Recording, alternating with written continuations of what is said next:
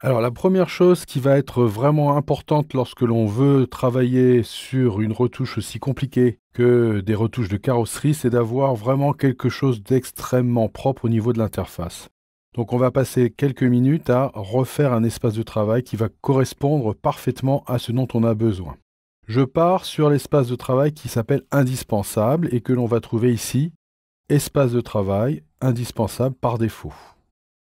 Cet espace de travail, je vais donc le customiser, on va dire, on va le personnaliser de manière à ce que ça épouse véritablement l'usage des outils dont on va avoir besoin pour la retouche de la voiture. C'est pourquoi on va commencer à sortir les palettes. Ici, la bibliothèque, je n'en aurai pas besoin, je l'enlève. Les réglages, les calques, les couches et les tracés, je vais en avoir énormément besoin. Les propriétés avec les réglages, je ne vais pas en avoir énormément besoin dans cette vidéo-là. Normalement, je mets les propriétés au-dessus des réglages. Là, je vais les garder ensemble parce que de toute façon, on va très peu s'en occuper. La plupart du temps, on va double-cliquer sur la palette pour la fermer et avoir plus de place pour cette partie-là, qui, elle, va par contre être extrêmement importante. Ici, toujours mon historique. Par contre, je fais descendre l'historique jusqu'en bas de manière, justement, à ce qu'il n'y ait pas de problème. Je peux ouvrir et refermer mon historique comme je veux. Et je vais venir positionner les couches. Après avoir enlevé cet élément-là qui va nous servir pour la retouche téléphone, on ne va pas trop en avoir besoin. Hop, je mets la couleur ici et surtout le nuancier qui sera très important. Je vais le glisser de manière à ce que le nuancier et la palette couleur soient ensemble, c'est-à-dire qu'il y a eu un petit encadrement bleu tout autour qui m'indique que les deux sont ensemble. Je vais plutôt mettre le nuancier sur la partie gauche et je vais le laisser en permanence ici parce qu'on va avoir beaucoup besoin du nuancier. Est-ce qu'il y a d'autres palettes qui peuvent m'intéresser? Oui. Il va falloir que j'aille chercher la palette.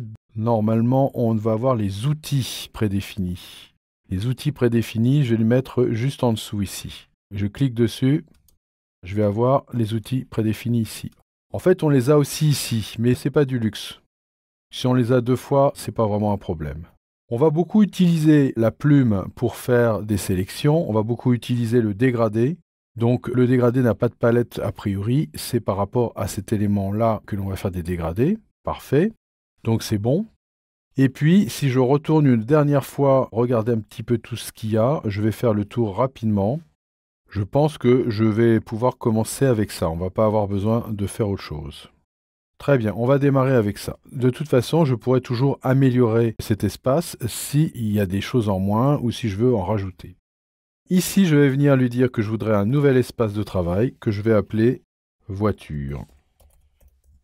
On va cocher la totalité. Ça, c'est pour vous dire que si vous rajoutez des raccourcis clavier, vous modifiez les menus, ils viendront se rajouter dans votre espace de travail qui s'appellera voiture. Je l'enregistre tel quel, donc pas de problème. Si maintenant je viens ici, j'ai bien voiture et il est coché. Et ce que je vais faire pour terminer, c'est revenir sur l'espace les indispensables. Vous voyez que les indispensables a pris exactement la même physionomie que voiture, ce qui n'est pas normal, donc je vais le réinitialiser de manière à ce qu'il reprenne sa forme initiale. Et puis je reviens dans l'espace voiture, et voilà, maintenant on est prêt à démarrer.